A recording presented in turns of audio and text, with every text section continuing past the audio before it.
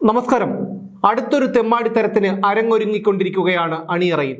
മന്ത്രിമാരുടെ പേഴ്സണൽ സ്റ്റാഫുകൾക്ക് ആജീവനാന്ത പെൻഷൻ എന്നൊരു ആചാരമുണ്ട് കേരളത്തിൽ. തങ്ങൾക്ക് വേണ്ടി തല്ലാനും കൊല്ലാനും നടക്കുന്ന ചാവാലികളെയെല്ലാം അധികാരം കയ്യിൽ കിട്ടിക്കഴിഞ്ഞാൽ ഓരോരോ സ്ഥാനങ്ങളിൽ പ്രതിഷ്ഠിക്കും. അങ്ങനെ കയറിക്കൂടുന്നവരാണ് മന്ത്രിമാരുടെ പേഴ്സണൽ സ്റ്റാഫുകൾ. 2 കൊല്ലം പൂർത്തിയായി കഴിഞ്ഞാൽ ഇവനൊക്കെ ആയുഷ്കാലം പെൻഷൻ കൊടുക്കും. അതുകൊണ്ട് 2 കൊല്ലം പൂർത്തിയായി കഴിഞ്ഞാലുടൻ നിലവിലുള്ളവരെ മാറ്റിയിട്ട പുതിയ ആൾക്കാരെ ആ സ്ഥാനത്തേക്ക് കൊണ്ടുവരും. ഇടതു സർക്കാരായാലും വലതു സർക്കാരായാലും ഇതുതന്നെയാണ് അവസ്ഥ. ഇപ്പോഴത്തെ പിണറായി മന്ത്രിസഭയിൽ പെൻഷൻ വാങ്ങാനുള്ള സർവീസ് പരിധിയായ 2 വർഷവും 1 ദിവസവും പൂർത്തിയായതോടെ മന്ത്രിമാരുടെ പേഴ്സണൽ സ്റ്റാഫുകളെ മാറ്റി തുടങ്ങിയിട്ടുണ്ട്.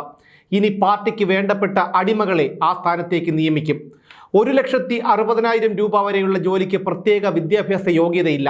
അതുകൊണ്ട് തന്നെ 4 അക്ഷരം കൂട്ടി വായിക്കാൻ അറിയാത്തവനൊക്കെ ഇപ്പോഴും ശീതീകരിച്ച ഓഫീസ് മുറിയും ആഡംബര ഔദ്യോഗിക വാഹനവുമുണ്ട്.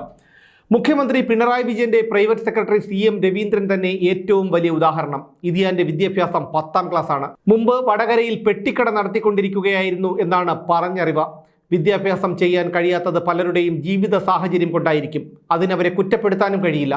പക്ഷേ അധികാരം ഉപയോഗിച്ച് അനർഹമായ ആനുകൂല്യങ്ങൾ പറ്റുന്നത് ന്യായീകരിക്കാൻ കഴിയില്ല.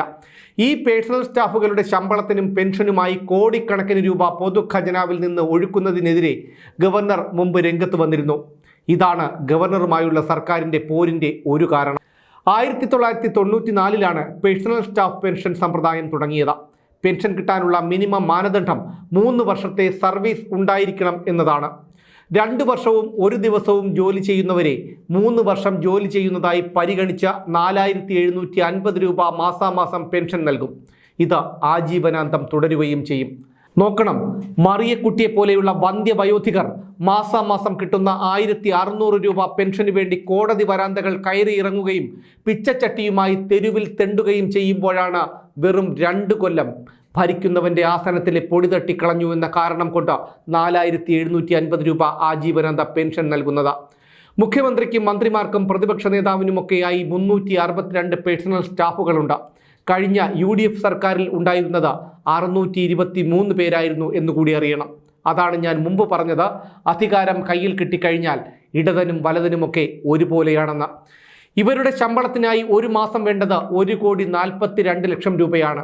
7% DA, 10% HRAയും മെഡിക്കൽ റീഇംബേഴ്സ്മെൻറ്റുമുണ്ട്.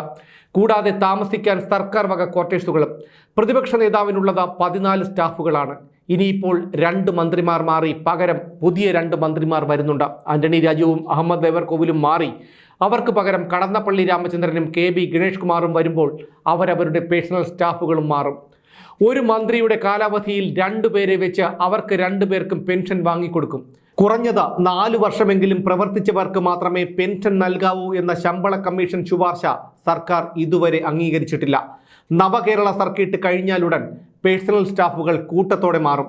മന്ത്രിമാരുടെ പ്രൈവറ്റ് സെക്രട്ടറിക്കും അഡീഷണൽ പ്രൈവറ്റ് സെക്രട്ടറിക്കുമാണ് ഏറ്റവും ഉയർന്ന ശമ്പളം. 1,07,800 മുതൽ 1,60,000 വരെയാണ് ഇവരുടെ ശമ്പള സ്കെയിൽ. ഏറ്റവും കുറവ് പാചകക്കാരനാണ്. 23,000 മുതൽ 50,200 രൂപ വരെയാണ് പാചകക്കാരൻ്റെ ശമ്പളം. 70,000 രൂപ വരെ ശമ്പളമുള്ളവർക്ക് 1ാം ക്ലാസ് AC ട്രെയിൻ ടിക്കറ്റും 77,000 രൂപയ്ക്ക് മുകളിൽ വാങ്ങുന്നവർക്ക് സൗജന്യ വിമാന ടിക്കറ്റും ലഭിക്കും. ഉയർന്ന 3 തസ്തികകളിൽ ഡെപ്യൂട്ടി സെക്രട്ടറിയുടെ ശമ്പള സ്കെയിലും പദവിയുമാണ്. അതിന് താഴെയുള്ളവർക്കാകട്ടെ അണ്ടർ സെക്രട്ടറി റാങ്കും. നോക്കണം എങ്ങനെയൊക്കെയാണ് ഇവർ ജനങ്ങളെ പിഴിയുന്നത് എന്ന്. ഇതുകൊണ്ടാണ് രക്ഷാപ്രവർത്തനം നടത്താനും ചീമുട്ടയെറിയാനും കരിങ്കൊടി കാണിക്കാനുമൊക്കെ നേതാക്കളോടൊപ്പം അണികളുള്ളത്. ഇതെല്ലാം നിശബ്ദം സഹിക്കുന്ന കേരളത്തിലെ പൊതുജനങ്ങൾക്കാണ് യഥാർത്ഥത്തിൽ സമാധാനത്തിനുള്ള നോബൽ സമ്മാനം തരേണ്ടത് എന്നുകൂടി പറഞ്ഞുകൊണ്ട് വീണ്ടും കാണാം.